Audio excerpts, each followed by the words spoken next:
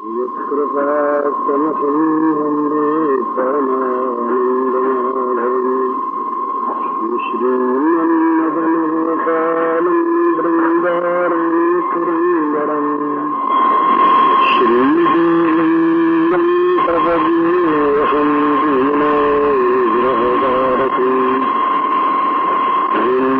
मुकुन्दनरविन्ददलायताक्षी शङ्खदशनं शिशुयोपवेशम् इन्द्रादिदेवगणवन्दितपादपीठम् वृन्दावनालमहं वसुदेवसूनुम् नवजलधरवर्णं चम्पकेन्दुभासिकरणम् विकसितनलिनास्यम् विस्फुरन् मन्दहास्यम् कनकरुचिविपुलम् चारुवर्हावचूलम् कनकनिखिलसारम् नवविभूतिकुमारम् वंशीविभूषितकरान्नवनीरदाभात् पीताम्बरावरुणबिम्बफलाधरोष्ठात् सुन्दरमुखादरविन्दनेत्रात् कृष्णात् परं किमपि तत्त्वमहं न जाने।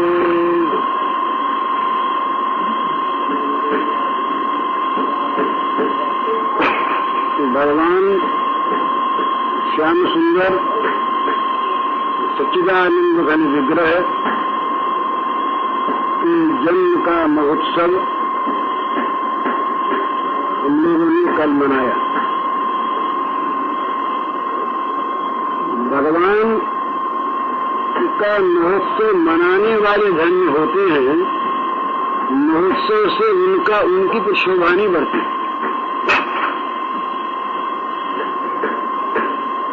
ये बहुत बड़ा सौभाग्य होता है जब मनुष्य के जीवन में भगवान के संबंध को लेकर कोई विचार, कोई क्रिया होती है। इसी में जीवन का साफल्य है। तो कल ये बात हुई थी कि भगवान देवकी के गर्भ में नहीं आए। देवकी देवरूपी देवक्याम देवरूपिण्याम का यही भाव, परंतु प्रत्यक्ष कहा गया कि भगवान देवकी के गर्भ से उन्होंने जन्म लिया। तो इसका तात्पर्य यही है कि अपने वात्सल्य प्रेम पूर्ण जो पिता माता के रूप में संतान मानकर भगवान का लालन पालन करना चाहते थे वसुदेव देवकी, और जिन्होंने वरदान मांगा था पहले, उनके मनोरथ को पूर्ण करने के लिए भक्तवांछा कल्पतरु भगवान की अचिंत माया शक्ति ने गर्भ के लक्षण पैदा कर दिए। और विलक्षण बालक के उत्पन्न दिखने पर भी देवकी ने समझा कि मेरे ही गर्भ से पैदा हुआ। किसी के गर्भ से आज तक ऐसा बालक पैदा हुआ हो जगत के इतिहास में तो नहीं मिलता। अद्भुत बालक। तो इस प्रकार के बालक को देखकर भी देवकी ने, वसुदेव जी ने यही समझा कि ये बालक हमारे घर में देवकी के गर्भ से पैदा हुआ है। तो ऐसा बालक था। सुखदेव जी ने भी गर्भ का नाम लेकर बालक के उस समय के स्वरूप का वर्णन करके दिखला दिया। इस प्रकार का बालक गर्भ से पैदा नहीं हो सकता। तमद्भुतम बालकमंबुजे क्षणम चतुर्भुजम शंख गदाजुरायुधम श्रीवत्सलक्ष्मम गलशौभिकौस्तुभम पीताम्बरं सान्द्रपयोदसौभगम् महारवैदूर्य किरीट कुण्डलत्विषापरिष्वत् सहस्रकुन्तलम् उद्दामकाञ्चङ्गदकङ्कणादिविरोचमानो वसुदेव ऐक्षत। वसुदेव जी ने देखा। क्या देखा वसुदेव जी ने? एक सुंदर, बड़ा मनोहर, अद्भुत बालक है, जिसके 4 भुजाएं सुशोभित हैं। भुजाओं में शंख चक्र गदा पद्म हैं, जिसके वक्षस्थल पर श्रीवत्स का चिन्ह है, जो पीतांबर पहने हुए है, जिसके गले में कौस्तुभ मणि शोभायमान है, जो सजल जलद श्यामल सुंदर कांतिधारी हैं, जिनके मुकुट के बीच में वैडूर्य मणि विराजित है, जिसके कुंडल की कांति से उनकी कुटिल अलकावली शोभित हो रही है। बड़ी सुंदर समुज्वल कांची है, अंगद है, कड़े हैं, कंकण आदि हैं, जो तेज पुंज करेवर है। इस प्रकार के बालक को देखा तो ये बात क्या है?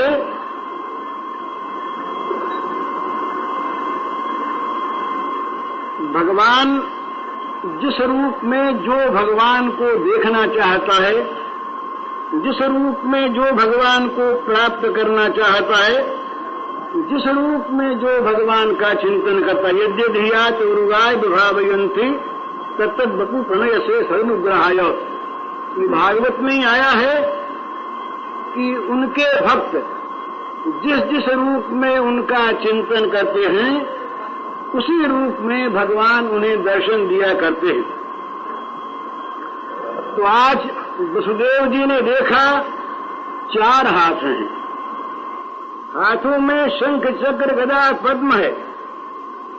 इस बालक को, अद्भुत बालक को देखकर वसुदेव जी आश्चर्यचकित हो गए।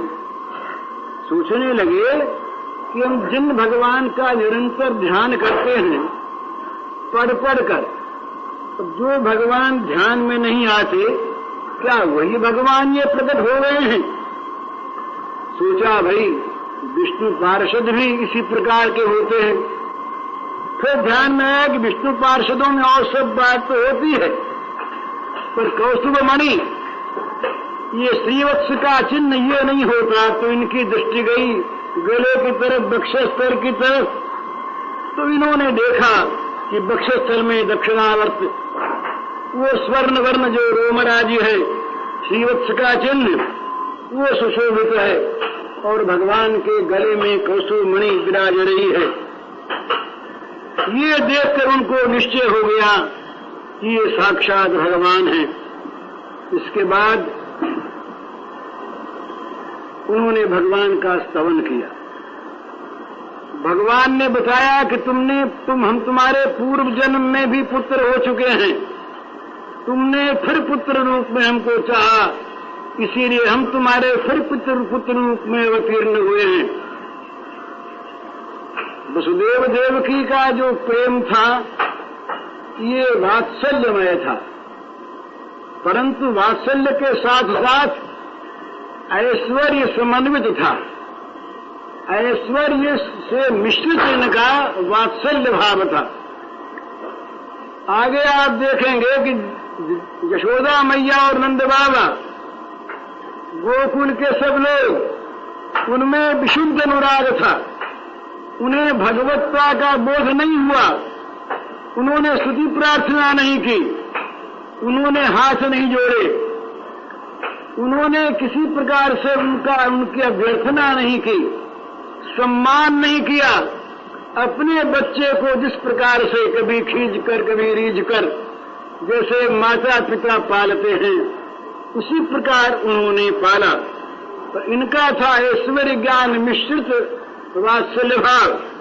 इसलिए इन्होंने भगवान को भगवान के रूप में देखा, स्तवन किया प्रार्थना की और फिर ये कहा कि महाराज आप छोटे से बच्चे बन जाइए। बस भगवान छोटे से बच्चे बन गए। अब वो शुद्ध माधुर्य मूर्ति जब भगवान के सामने आई तो ऐश्वर्य ज्ञान लुप्त हो गया। वो जो देवकी के मन में और वसुदेव के मन में था, चतुर्भुज भगवान को देखकर जो ऐश्वर्य का भाव, वो भगवान मधुर मधुर ये शिशु की हंसी देखकर, छोटे से बच्चे और मुख पर मुस्कान, इसे देख करके ऐश्वर्य ज्ञान दूर हो गया। वात्सल्य का प्रेम सिंधु उछल पड़ा। उन्होंने जल्दी जल्दी उठा लिया गोद में। अब तक तो सामने हाथ जोड़े खड़े थे, गोद में उठा लिया, मस्तक सूंघने लगे। अब उनके मन में जहां वात्सल्य भाव आया, बच्चा, अब भय आ गया। अरे कहीं कंस को पता लग गया तो वो आकर के अभी मार डालेगा। तो अब वो पुत्र की जीवन रक्षा के लिए व्यग्र हो गए। वात्सल्य भाव आ गया ना। तो वसुदेव ने सोचा कि भाई क्या करें। तो मन में आया, वो योग माया की प्रेरणा हुई, आदेश हुआ कि बस जल्दी से भगवान को गोकुल पहुंचा दिया जाए। नंदालय में देवकी से कहा, देवकी का हृदय तो फटने लगा। पर मां ने सोचा कि कहीं कंस आ गया तो अनर्थ ही हो जाएगा। उसकी अपेक्षा बड़ा अच्छा है कि नंद बाबा के घर सुरक्षित बच्चा पहुंच जाए, वहां आराम से रहेगा, फिर देखा जाएगा। तो देवकी ने सैकड़ों बार मुख देखा, मुख चुंबन किया, सिर सूंघा। रात्रि का तीसरा पहर था। प्राणों से भी अधिक प्रिय शिशु था वसुदेव देवकी के लिए।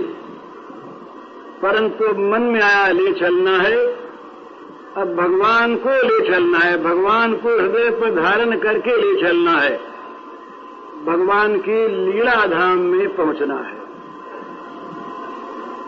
ये जगत का कारागार वहीं तक है महाराज। ये घर का कैद खाना वहीं तक, जहां तक मनुष्य भगवान का नहीं बनना चाहता। ये स्तुति में कहा ब्रह्मा ने, तावत रागादस्तेनः तावत कारागृहं गृहं तावन मोहंगरी निगड़ो यावत कृष्ण न ते जनाः। हे श्री कृष्ण श्याम सुंदर, जब तक तुम्हारे नहीं हो जाते हम, तभी तक राग द्वेष रूपी चोर हमारे पीछे लगे रहते हैं, तभी तक घर हमारे लिए कैद खाना बना रहता है, और तभी तक मोह की बेड़ियां हमारे पैरों में पड़ी रहती हैं। जहां भगवान को अपने मन में हम लाए, जहां भगवान के बने, ये तमाम बेड़ियां कट जाती हैं, ये कैद खाना मिट जाता है, मंदिर बन जाता है। फिर भगवान का राग द्वेष रूपी चोर भाग जाते हैं। तो जहां श्री कृष्ण को ले जाने के लिए, भगवान के लीला धाम में पहुंचने के लिए उनके मन में बात आई, बस तत्काल हाथों की हथकड़ियां और पैरों की बेड़ियां खुल गई, अपने आप खुल गई। वसुदेव जी की हथकड़ी बेड़ी उसी समय खुल गई। अब भगवान की योग माया ने सारा काम किया और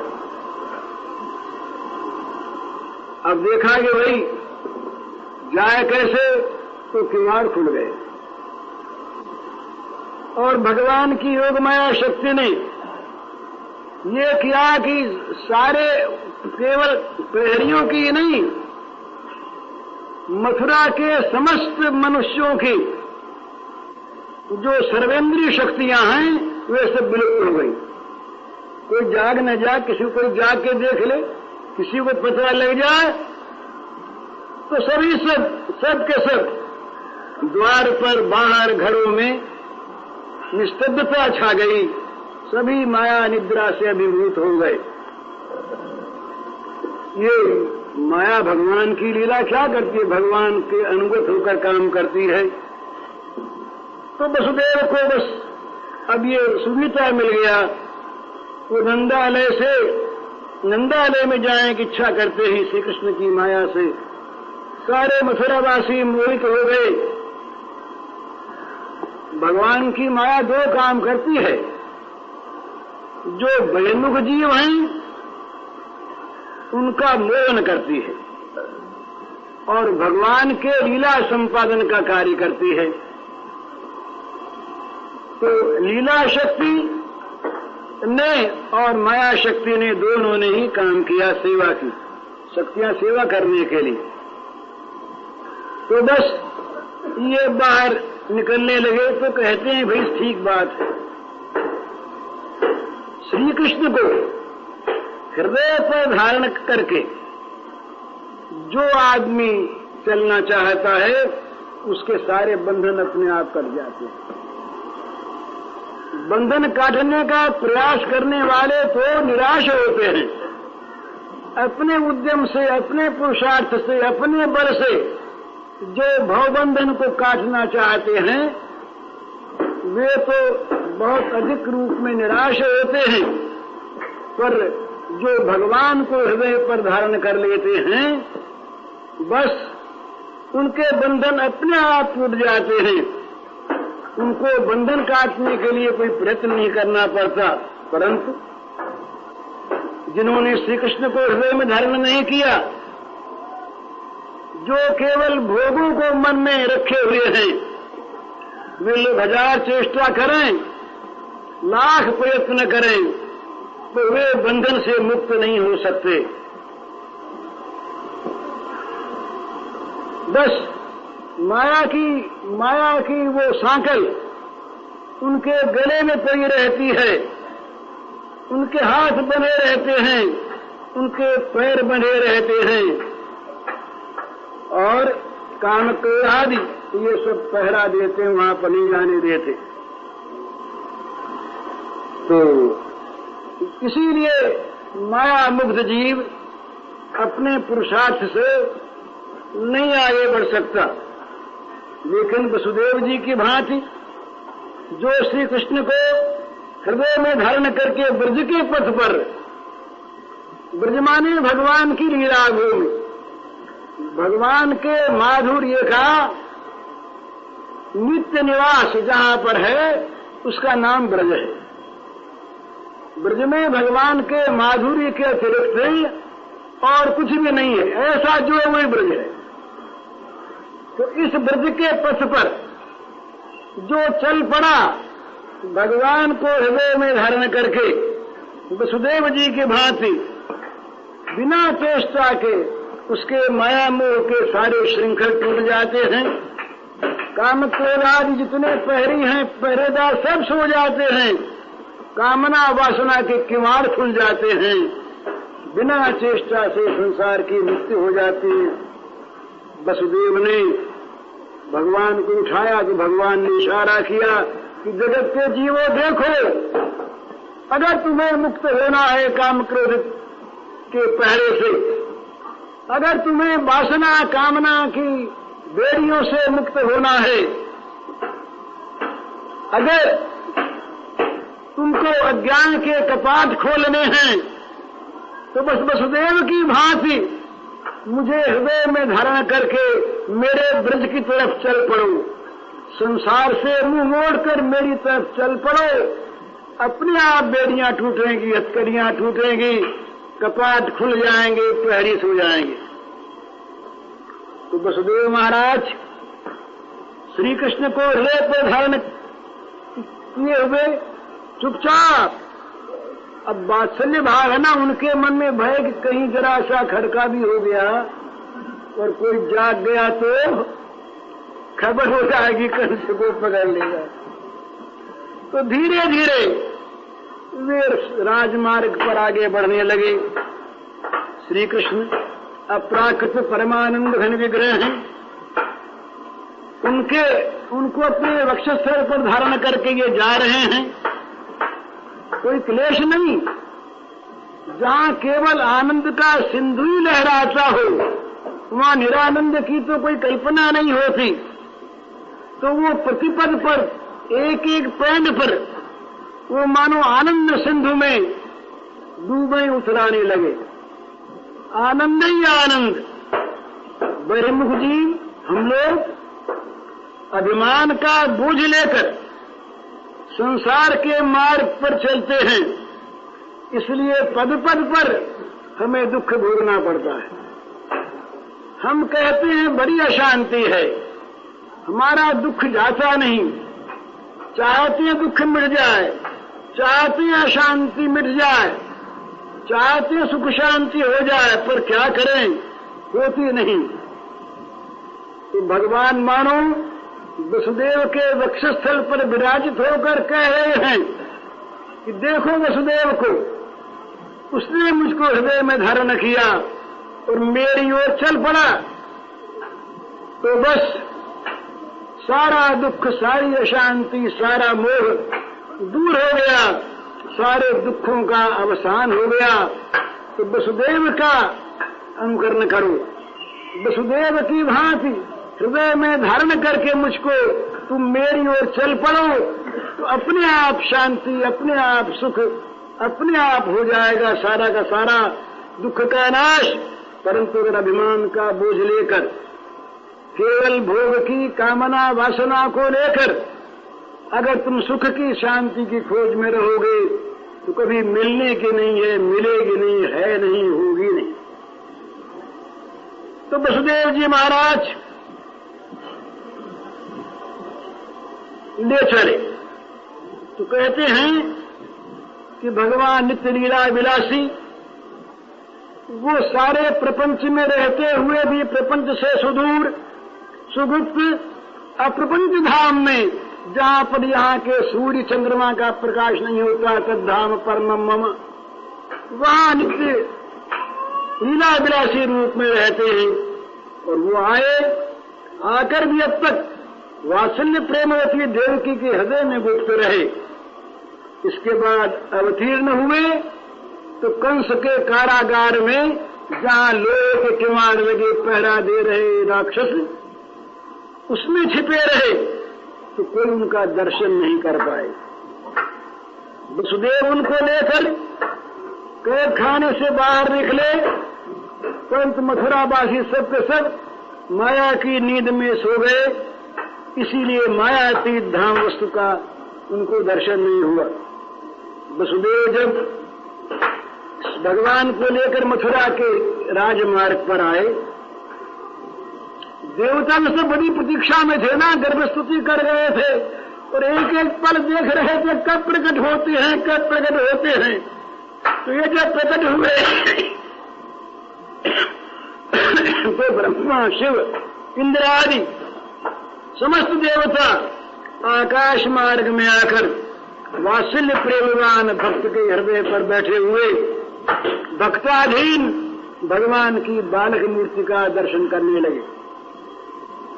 अब वो भगवान की शैशव माधुरी क्या कहने हैं, भुक्ति मुक्ति सिद्धि ऐश्वर्य गान तत्वानुसंधान कितना ही किसी के मन में रहे, इस माधुरी मूर्ति को देखकर वो सारे बह जाते हैं और मन में आता है यही मूर्ति हमारी गोद में आ जाए।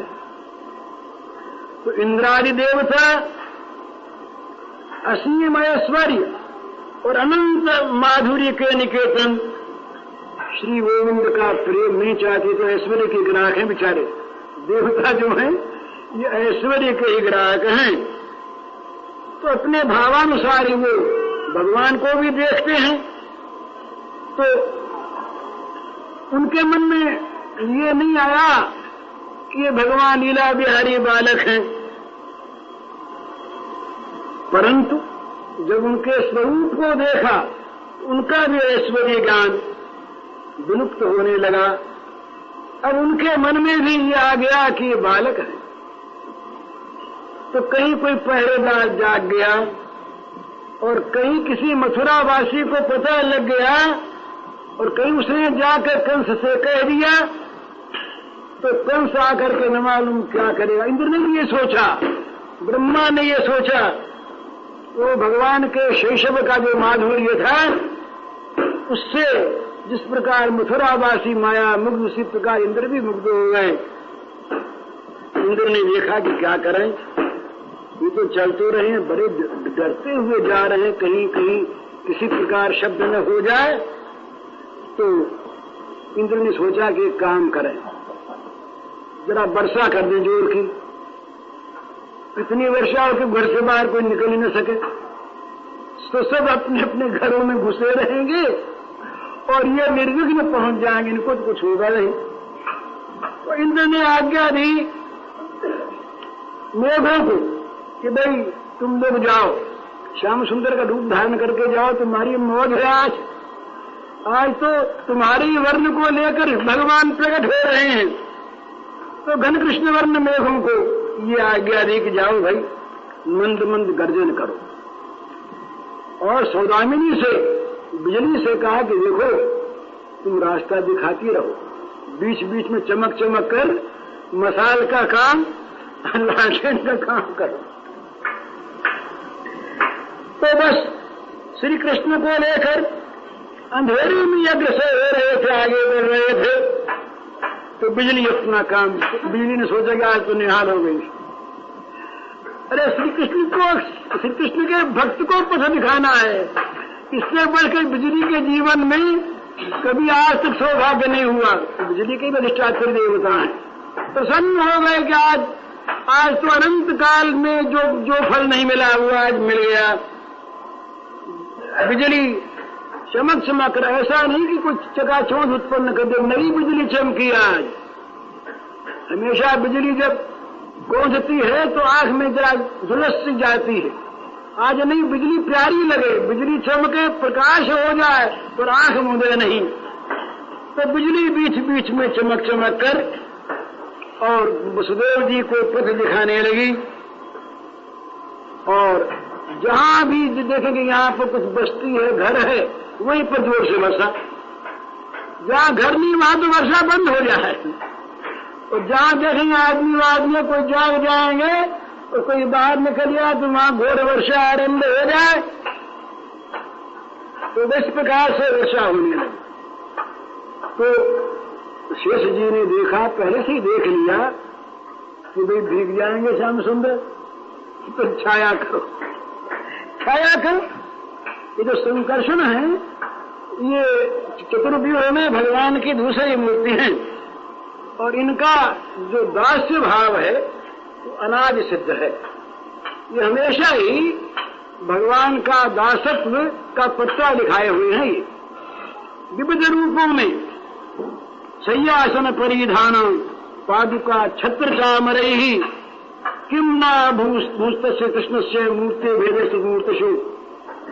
कभी ये भगवान की सेज बन जाते हैं, बिछौना बन जाते हैं, कभी आसन बन जाते हैं, कभी कपड़े बन जाते हैं, कभी पादुका बन जाते हैं, कभी छत्र बन जाते हैं और कभी चंवर बन करके ढूंढने लगते हैं, यूं हिलने लगते हैं। तो यह निरंतर अखिल सामर्थ मूर्ति श्याम सुंदर की सेवा में लगे रहने वाले शेष भगवान ने देखा कि मौका आज बड़ा सुंदर, तो अपने फणों को फैला लिया ऊपर आकर। अब वर्षा कितनी वर्षे, शेष के फणों को भेद करके एक बूंद भी अंदर जाए ये तो संभावना नहीं। तो ये अपना फणों को फैलाए, साथ साथ चलने लगे। वसुदेव जी को ये पता नहीं कि शेष चल रहे हैं। सोचा कि इनको पता लग जाएगा तो इनको डर जाएंगे कि बच्चे पर सांप कहां से आ गया। तो इनको पता नहीं लगने दिया वसुदेव जी को और धीरे धीरे चलने लगे। बिजली मार्ग बताने लगी, लेकिन वर्षा तो नहीं, लेकिन दूर से अंधेरा तो दिखा ना, बादल दिखे। तो मन ही मन में आया कि भाई बादल बस रहे हैं, क्या करें। तो कुछ भी हो, यमुना के निकट पहुंचे। अब वो बड़ी मूसलधार तो वर्षा हुई, तो यमुना ने अपने कलेवर को बढ़ाया बढ़ गई यमुना जी। यमुना जी ने पहले सोचा कि आज तो पहले आनंद में नाचो, तो उनके पहुंचने के पहले पहले तो वो उत्ताल तरंगों से लगी नाचने, बड़े जोर जोर के वो तरंग उठने लगे। और भाई जो भगवान को सचमुच पाना चाहता है ना, उसका हृदय व्याकुल हो जाता है। हमारे हृदय में जब तक भगवान को प्राप्त करने के लिए व्याकुलता नहीं आती, हमारा हृदय जब तक भगवान को प्राप्त करने के लिए विकल नहीं हो उठता, तब तक भगवान नहीं मिलते। तो यमुना ने देखा कि अब तो देर हो रही है, आ तो रही है, तो अब देर सहन नहीं हुई, तो झटपट श्री कृष्ण के दर्शन हो जाएं। इस व्याकुलता ने क्या किया, यमुना के वक्षस्थल में घूर्णावर्त भंवर पैदा कर दिया। हृदय व्याकुल हो गया ना, हृदय में भंवर पैदा हो गए, जहां तहां भंवर। कोई पानी बढ़ने से भंवर पैदा होते हैं ना, पानी बढ़ा इसलिए कि यमुना ने नाच कर आनंद प्रकट किया। भंवर आया इसलिए कि भगवान को पता लग जाए कि यमुना व्याकुल हो रही है, जल्दी आओ, अब देर सहन नहीं होती। और यमुना ने तीसरा काम और किया, बढ़ी ना, तो बढ़ करके जो जमीन थी किनारे की, उस सबको डुबोने लगी अपने अंदर, पानी अंदर बाहर आने लगा। इसका मतलब ये कि फैल करके जल्दी से पास पहुंच जाएं। अरे उनको आने में देर लगा, हम ही पहुंचे जल्दी से। तो तटभूमि को, किनारे की जमीन को डुबोती हुई यमुना जी भगवान के निकटवर्तिनी होने लगी। कैसे, किसी प्रकार से जल्दी प्राप्त हो। मेघों ने देखा कि बात तो सब ठीक हो गई, सेवा तो हमने की, लेकिन हमारा जो जल है या चरण स्पर्श कर ले तो बड़ा अच्छा है। उनका ऐसे तो कैसे स्पर्श करे, अब ये तो ऊपर उठाए हुए हैं, चरणों का स्पर्श और ये फन लगा दिए उसे शेषनाग ने, तो कैसे स्पर्श हो। तो मेघों ने विचार किया कि भाई एक काम करो, जरा दूर दूर बरस करके नाले बना दो और नालों में बह करके यमुना में जा मिले हम जल्दी से। तो यमुना के भक्त के साथ बिना मिले दर्शन नहीं होते। तो इन जलों ने देखा कि हमारा सौभाग्य इस प्रकार से आज उदय होगा कि हम जोर से बरस बरस करके और नाले के रूप में बहकर यमुना में जा मिलेंगे। तो जगह जगह से नाले आकर यमुना में गिरने लगे। अब यमुना का स्वरूप और भी भीषण हो गया। ये प्रकट हो गया कि ये देवी जी यमानुजाई हैं, यम की अनुजा हैं आज ये। वसुदेव जी महाराज आप पहुंचे किनारे पर, अब वो अगणित तरंगराशि लहरें आ करके वसुदेव जी के चरणों पर गिरने लगी। अब यमुना जी जो हैं वो नाच रही थी, अब गान करने लगी। बड़ी सुंदर लहरों की ध्वनि उठने लगी। और यमुना जी ने सोचा कि आज इसका समाचार दे देना है जल्दी से अपने स्वामी को। नदी का स्वामी समुद्र, तो यमुना जी की धारा समुद्र की तरफ बही, बड़े जोर से कह रहे उनको भी समाचार दे दे कि आज यह सौभाग्य उदय हुआ है। वसुदेव चमकित हो गए, देखा भीषण तरंगें उछल रही हैं यमुना में, घन अंधकार है, घोर रजनी है, मेघ गरज रहे हैं और मिट्टी कट कट कर किनारे की यमुना में गिर रही है। कहीं नाव नहीं, कहीं खेने वाला नहीं, कौन ले जाए। भीषण नदी, नाविक नहीं, बालक को लेकर के तैर करके जाएं, ये भी संभव नहीं। जब इस प्रकार मन में आया, अरे जिसने वहां के किवाड़ खोल दिए, पहरेदारों को सुला दिया, अजगरी बेड़ियां जिससे कट गई, और उससे क्या यहाँ का कोई काम बाकी रहेगा? पर ये वात्सल्य प्रेम है ना। अब बोले कहीं ये जमुना का जल बढ़ गया और ज्यादा। एक जगह तो आया है कि जब देखा भगवान ने कि यमुना जी तो बड़ी आ रही है पर पाती नहीं है, तो स्वयं ही उछल के कूद पड़े यमुना में। गिर गया बच्चा। वसुदेव जी व्याकुल हो गए, यमुना जी नीची हो गई, अब तो काम बढ़ गया। तो बच्चा खेल यमुना में खेलता, उसको उठा लिया, ऐसा गिरा था। तो ये वात्सल्य प्रेम का भाव सोचा कि अब क्या करें, किस प्रकार से ये बच्चे को बचावें। वात्सल्य प्रेम की बड़ी बड़ी महिमा है। कहते हैं कि जिनके सुंदर दो चरण ये भवसागर से पार कर देंगे लेने के लिए सुदृढ़ नौका। जो स्वयं भवसागर के नाविक हैं, तो पार कर देते, पार नहीं कर देते। इनके चरणों का आश्रय करने वाले के लिए भवसागर सूख जाता है। नाम लेत भव सिंधु सुखा ही। ये भगवान हृदय व्याकुल हो गया ना, हृदय में भंवर पैदा हो गए, जहां तहां भंवर। कोई पानी बढ़ने से भंवर पैदा होते हैं? पानी बढ़ा इसलिए कि यमुना ने नाच कर आनंद प्रकट किया। भंवर आए इसलिए कि भगवान को पता लग जाए कि यमुना व्याकुल हो रही है, जल्दी आओ, देर सहन नहीं होती। और यमुना ने तीसरा काम और किया, बढ़ी ना, तो बढ़ करके जो जमीन थी किनारे की उस सबको डुबोने लगी अपने अंदर, पानी अंदर बाहर आने लगा। इसका मतलब ये कि फैल करके जल्दी से पास पहुंच जाए। अरे उनको आने में देर लगा, हम ही पहुंचे जल्दी से। तो तटभूमि को, किनारे की जमीन को डुबोती हुई यमुना जी भगवान के निकटवर्तिनी होने लगी। कैसे? किसी प्रकार से जल्दी प्राप्त हो। मेघों ने देखा कि बात तो सब ठीक हो गई, सेवा तो हमने की, लेकिन हमारा जो जल है या चरण स्पर्श कर ले तो बड़ा अच्छा है। उनका ऐसे तो कैसे स्पर्श करे?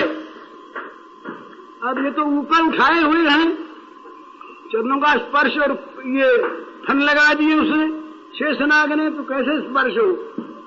तो मेघों ने विचार किया कि भाई एक काम करो, जरा दूर दूर बरस करके नाले बना दो, और नालों में बह करके यमुना में जा मिले हम जल्दी से। तो यमुना के भक्त के साथ बिना मिले दर्शन नहीं होते। तो इन जलों ने देखा कि हमारा सौभाग्य इस प्रकार से आज उदय होगा कि हम जोर से बरस करके और नाले के रूप में बहकर यमुना में जा मिलेंगे। तो जगह जगह से नाले आकर यमुना में गिरने लगे। अब यमुना का स्वरूप और भी भीषण हो गया। ये प्रकट हो गया कि ये देवी जी यमानुजाई हैं, यम की अनुजा हैं आज ये। वसुदेव जी महाराज आप पहुंचे किनारे पर। अब वो अगणित तरंगाशी लहरें आ करके वसुदेव जी के चरणों पर गिरने लगी। अब यमुना जी जो हैं वो नाच रही थी, अब गान करने लगी। बड़ी सुंदर लहरों की ध्वनि उठने लगी। और यमुना जी ने सोचा कि आज इसका समाचार दे देना है जल्दी से अपने स्वामी को। नदी का स्वामी समुद्र, तो यमुना जी की धारा समुद्र की तरफ बही बड़े जोर से, कह रहे उनको भी समाचार दे दे कि आज यह सौभाग्य उदय हुआ है। वसुदेव चमकित हो गए। देखा भीषण तरंगे उछल रही हैं यमुना में, घन अंधकार है, घोर रजनी है, मेघ गरज रहे हैं और मिट्टी कट कट कर किनारे की यमुना में गिर रही है। कहीं नाव नहीं, कहीं खेने वाला नहीं, कौन ले जाए भीषण नदी, नाविक नहीं, बालक को लेकर के तैर करके जाएं, ये भी संभव नहीं। जब इस प्रकार मन में आया, अरे जिसने वहां के किवाड़ खोल दिए, पहरेदारों को सुला दिया, अजगरी बेड़ियां जिससे कट गई, और उससे क्या यहाँ का कोई काम बाकी रहेगा? पर ये वात्सल्य प्रेम है ना। अब बोले कहीं ये यमुना का जल बढ़ गया और ज्यादा। एक जगह तो आया है कि जब देखा भगवान ने कि यमुना जी तो बड़ी आ रही है पर पाती नहीं है, तो स्वयं ही उछल के कूद पड़े यमुना में, गिर गया बच्चा। वसुदेव जी व्याकुल हो गए, यमुना जी नीची हो गई, अब तो काम बढ़ गया। तो बच्चा खेल यमुना में खेलता, उसको उठा लिया, ऐसा गिरा था।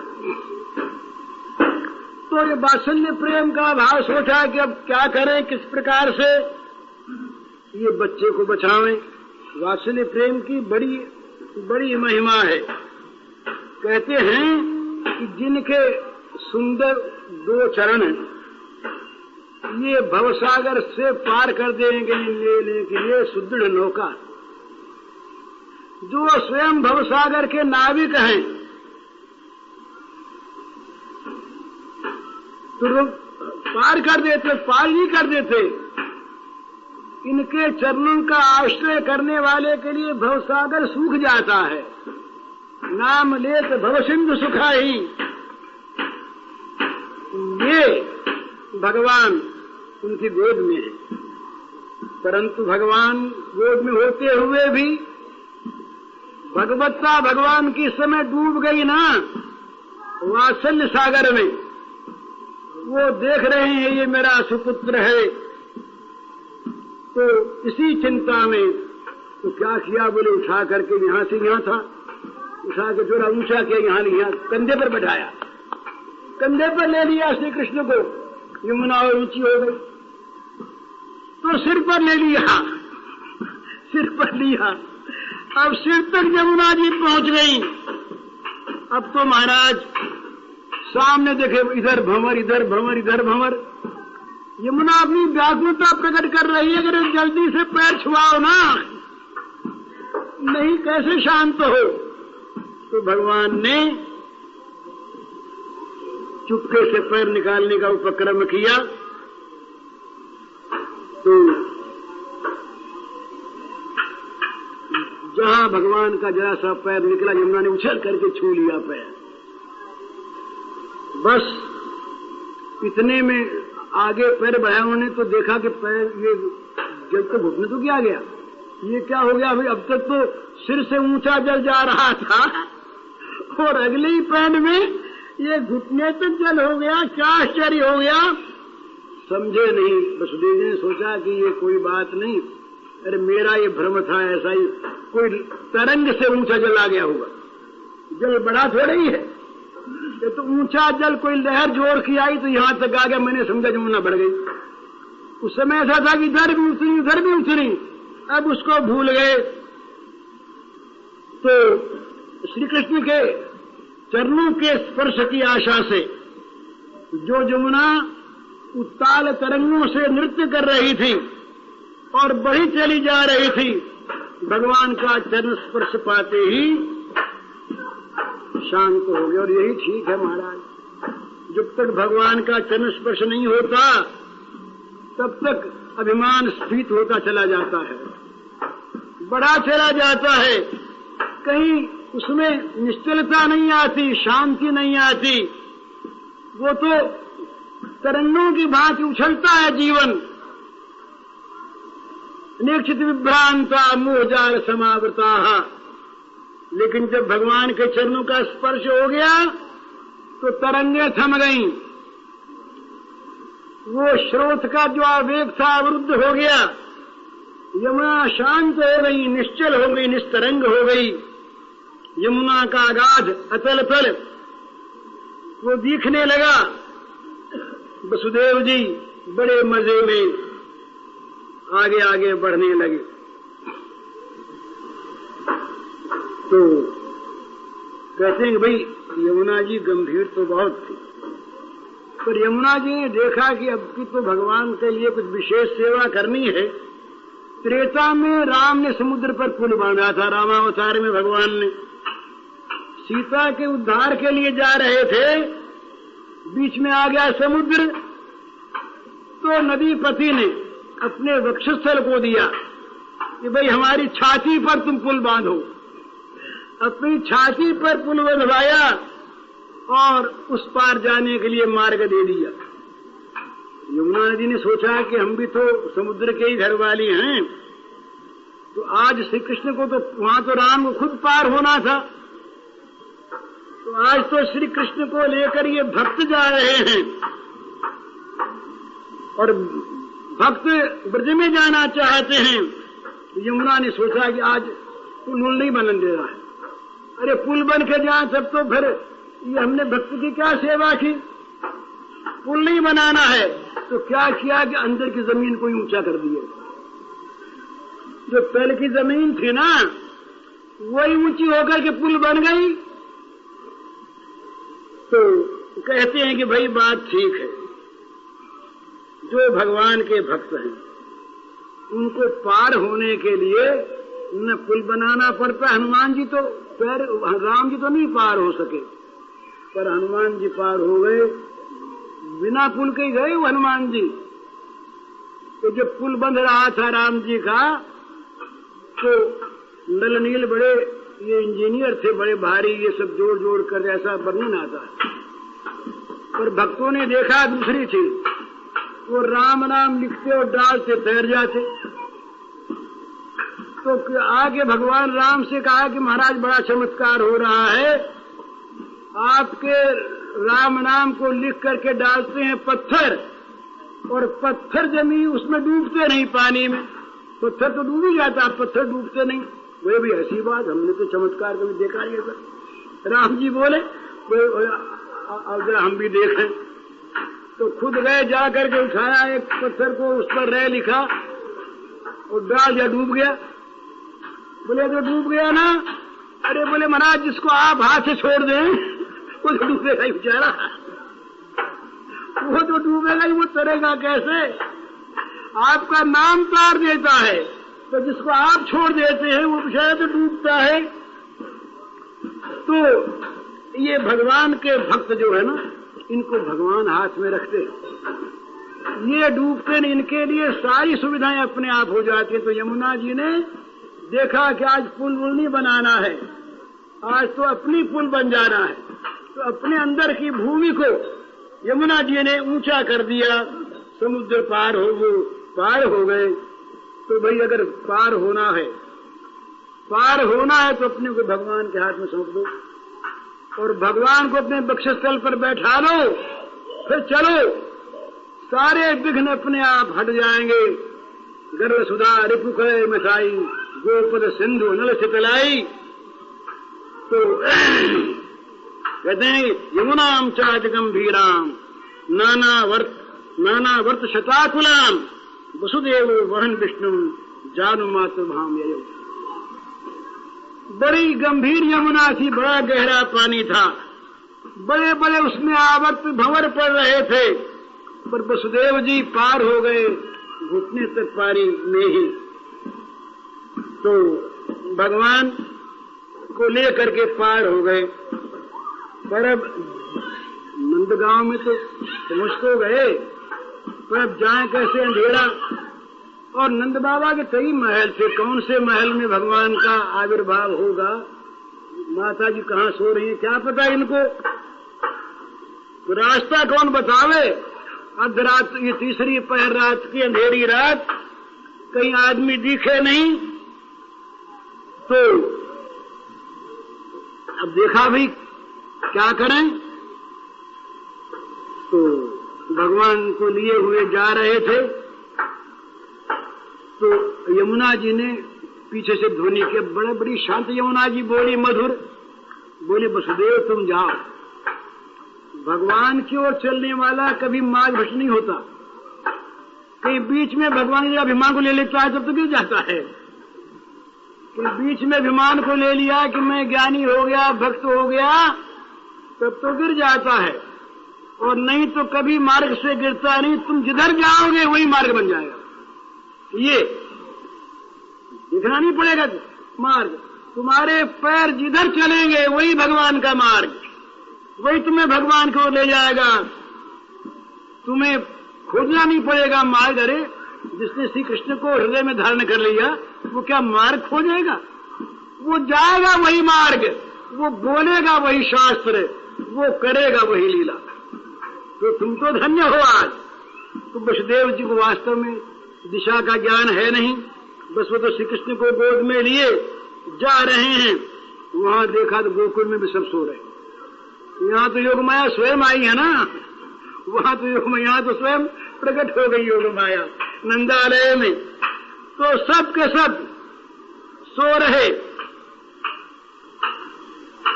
यशोदा मैया को भी नींद आ गई। रात को तो सबको होश था कि शायद आज बच्चा होने वाला और पुत्र ही तो होगा। सब ब्रजवासियों को पूरा ये पता कि पुत्र होगा, इसमें कोई संदेह नहीं। परंतु रात्रि जब आई तो सब के सब सो गए। तो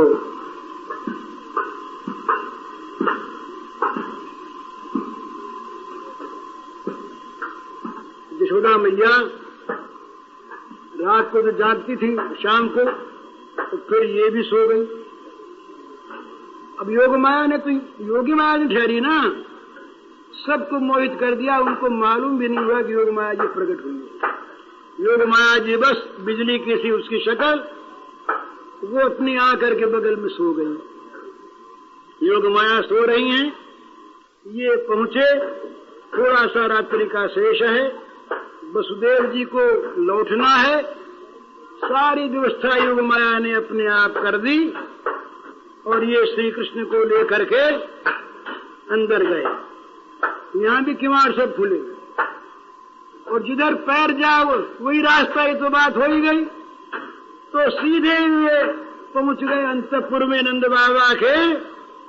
और वहां देखा तो मैया तो सो रही है, पर एक विद्युत वर्णी जिसका बिजली का सा वर्ण है, ऐसी एक बालिका लेट रही है। उसके अंग छटा से अंगठी कांति से सारा सूतिकागार प्रसव गृह चमक रहा, रोकित हो रहा है, मानो किसी की बाट देख रहा है। कोई आ रहा है, मानो किसी को बुलाने के लिए किवाड़ खुला रखा है और किसी की प्रतीक्षा करता हो। इस प्रकार से वो हो गया। दाई वाई सब सो गई। अब वो यशोदा मैया के पास गए, जाकर के धीरे से श्याम सुंदर को सुलाए दिया और योग माया जी को उठाया। अभी तो सब गाढ़ निद्रा में है और ये भगवान को छोड़ आए तो फिर किवाड़ ढक गए। जो भगवान को छोड़ दे वो तो उसका किवाड़ ढके जाएंगे। फिर बेड़ी पड़ गई, फिर हथकड़ी पड़ गई, फिर पहरेदार जाग गए, फिर वो लोग के किवाड़ लग गए, सांकल वाकल सब बंद हो गई। यहाँ की तो कथा यहीं पर छोड़ दें। उधर क्या हुआ? नंदत्वात्मज उत्पन्न, नंद बाबा के यहाँ भी पैदा हुए, ऐसा कहते हैं भक्त लोग। एक भगवान नंद बाबा के यहाँ भी जन्मे और एक यहाँ भी जन्मे। ये जब वहां गए तो दोनों एक में मिल गए और जब वहां से लौटे ना ये लेकर अक्रूर जी, तो ऐश्वर्य वाले थे वो तो लौट आए और जो माधुर्य वाले थे वो वहीं गोकुल में रह गए। वृंदावनम परित्यज्य पादलेखम न गच्छति। इस प्रकार से तो नंद बाबा के यहाँ अब थोड़ी देर के बाद यशोदा मैया की आंख खुली। वो जब ले गए तब माया हटी की आंख खुली, भगवान जी है। एक तो बात है, भगवान तुम्हारे बगल में सोई है, वो तो लिपटे हुए हैं निरंतर, पर माया है ना इसलिए दिखते नहीं, आंख खुलती नहीं। माया आपको वसुदेव ले गए माया हटी, आंख खुली तो अरे ये तो देखो ना कैसा सुंदर बालक सोया हुआ है। मैया उसे देख करके और अत्यंत प्रसन्न हो गई। अब तो सब दासियां भी जाग गई। दाइयां तो आज क्या ही हुई थी, पर अब तक तो जागी वागी थी नहीं। अब दाइयों सोचा कि अपने तो काम करना है, बोले ये बुला, यू बुलाओ, उसको बुलाओ, वो बुलाओ, ये नाल काटना है और वो करना है और ये करना। अब सब हल्ला मच गया तमाम ब्रज में। वहां पर एक प्रकार का आनंद का उत्सव आरंभ हो गया। तो अब वहां पर नंद बाबा आए। नंद बाबा ने आकर के और भगवान को देखा, बड़े प्रसन्न हुए। तो आज वो नंद भवन भगवान के आगमन से आनंद से परिपूर्ण हो गया। भगवान के स्वरूपानंद के साथ नंद यशोदा का वात्सल्य प्रेम मिल गया और एक प्रकार की आनंद की बाढ़ आ गई और उसने ब्रज के सारे गांवों को, पल्लियों को, सारे छोटे गांवों को, सबको आनंद से बहा दिया। आज ये बच्चा तो हुआ नंद बाबा के और सभी ब्रजवासियों को दिखे हमारे बच्चा हुआ है, हमारे घर में हुआ है। तो सबके घरों में वैसा ही आनंद, सब धन बांटने लगे, सब लुटाने लगे अपना अपना। अरे अपने ही तो हुआ है। अब गान करने वाले आ गए, सूत आ गए, माघद आ गए, बंदी आ गए और तमाम गान होने लगा, तमाम बड़ा सुंदर सुंदर। अब वहां पर नंद बाबा ने दान किया, बड़ा भारी दान किया। कोई कुछ भी ले जाए नंद बाबा के लिए तो कोई बात ही नहीं। उत्सव होने लगा, बाजे बजने लगे, बधाइयां बटने लगी चारों तरफ, सब तरफ। मानो सारे के सारे मूर्तिमान हो, जितने उत्सव हैं, जितने आनंद के कारण हैं, सब यहाँ पर मूर्तिमान होकर के प्रकट हो गए अपने को आज सौभाग्यशाली बनाने के लिए। और सब के सब अपने को भूल करके भगवान में वो लग गए। दो तरह से भगवान मिलते हैं, एक अपने को जो भूल जाता है उसको भगवान मिलते हैं, और एक जो भगवान को भुला देता है अपने प्रेम से, उसको भगवान मिलते हैं। दोनों ही तरह से भगवान तैयार हैं। यहाँ दोनों ही बातें हुई, भगवान भी भूले और ये भक्त भी भूले। भगवान न भूले तो बच्चे कैसे बने, और ये न भूले तो बच्चे कैसे माने। पर ये भूल बड़ी सौभाग्यदायिनी भूल, ये भूल जिसको होती है उस भूल वाले की भूल को ब्रह्मा भी चाहते हैं कि ऐसी भूल हमारी भी हो जाए। नंदरानी इसको एक दिन किसी ने आके कह दिया, ऐसे ही कोई पंडित आया था कोई एक दिन, बोले तुम क्या कह रही हो, ज्ञानवान प्राप्त करो। बोले क्या होगा ज्ञान प्राप्त करने पर? बोले ये होगा कि ये तो तुम जिनको गोद में लिए हुए हो ये अपना जाएंगे बैकुंठ में, तुमको भी ले जाएंगे। बोले ऐसे ज्ञान में दादा आग लग जाए, हमें तो ये अज्ञान ही भला जिनको गोद में रखे है इनको गोद से हटा दे, वो ज्ञान हमें उचित नहीं, हमें तो अज्ञान अच्छा।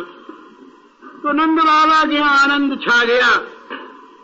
अब रात गया था ना, अब वहां जब आनंद आता है ना महाराज, तब ये अंदर का एक उच्छ्वास होता, नसें नाचती, नकली नाच में नसें नहीं नाचती।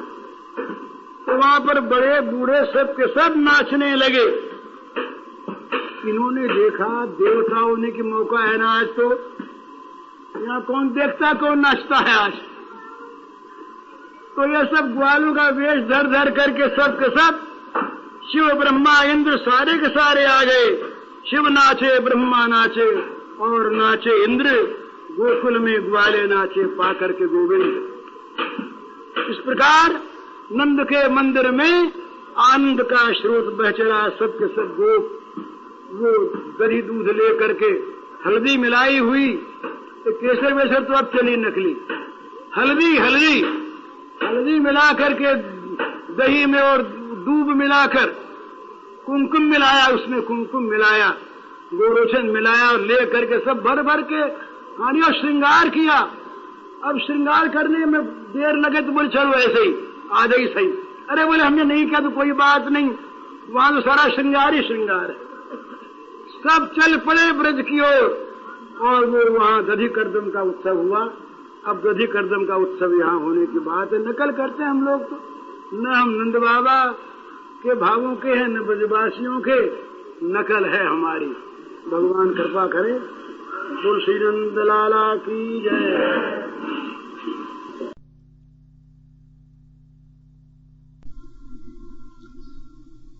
पूज्य श्री भाई जी के इस प्रवचन का कैसेट संख्या है 37 और शीर्षक है जन्माष्टमी के दूसरे दिन का प्रवचन संवत 2017।